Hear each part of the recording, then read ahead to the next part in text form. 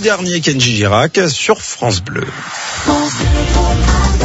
Valérie Rollman, le livre coup de cœur du jour avec nous. Valérie, bonjour. Bonjour Mathieu, bonjour tout le monde. Alors c'est d'ailleurs un très beau livre qu'on va ouvrir pour ce début de semaine. Oui, alors c'est vraiment un très beau livre. Je vous propose de découvrir Histoire de roman sur Isère. C'est un livre très complet de 528 pages qui a réuni 11 collaborateurs sous la direction d'Alexandre Pau qui est avec nous pour nous donner envie de l'ouvrir ce livre.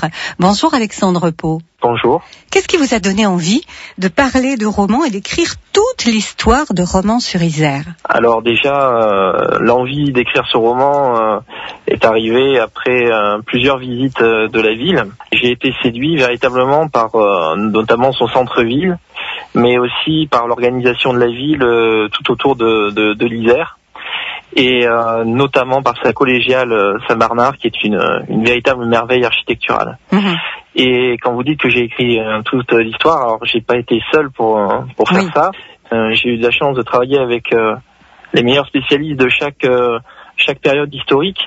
Donc on a vraiment des gens de talent qui ont fait parfois leur thèse sur romans ou des historiens locaux. Et puis on a des gens fameux comme Emmanuel Leroy-Ladurie. Donc vous retrouverez tous ces épisodes de la vie de roman dans ce livre.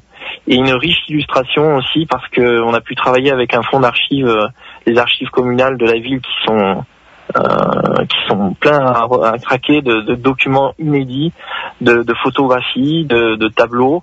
Et donc voilà, ça nous a permis vraiment de mettre en lumière pour la première fois l'histoire totale de romans du 8e siècle avant Jésus-Christ jusqu'à nos jours.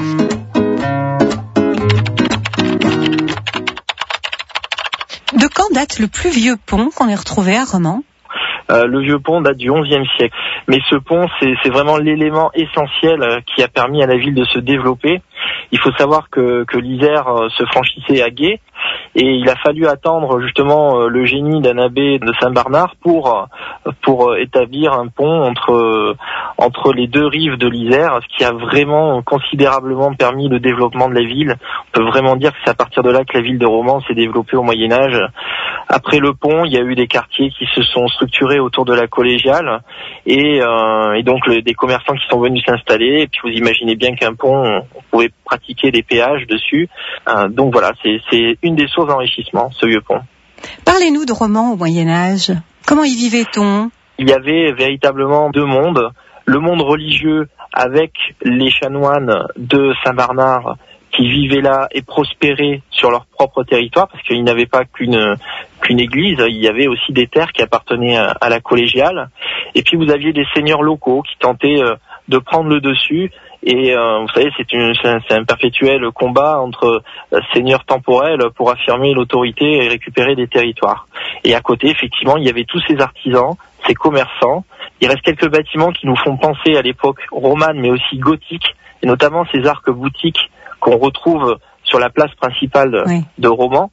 Et donc il y a tous ces témoignages qu'on peut redécouvrir et qui sont encore dissimulés. C'est ce que montre le livre justement, que Romans c'est pas qu'une ville moderne, industrielle avec un chemin de fer. C'est une ville qui a une âme et donc on retrouve des bâtiments de l'époque médiévale dans Romans. Et d'ailleurs vous avez par exemple à la rue des Trois Carreaux une espèce de tour assez particulière avec une échauguette. C'est un endroit que je conseille aux visiteurs d'ailleurs qui auront dû découvrir ça pendant les journées du patrimoine ce week-end. Merci beaucoup Alexandre Pau pour ces moments passés avec vous.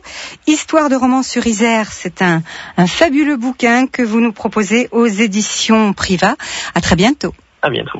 Voilà un livre très complet qui, j'espère, va donner aux habitants de Romans l'envie de retrouver leur histoire et à tous les autres aussi. J'en doute pas. Merci beaucoup Valérie. On se retrouve dès demain pour un nouveau livre coup de cœur. À demain. Salut.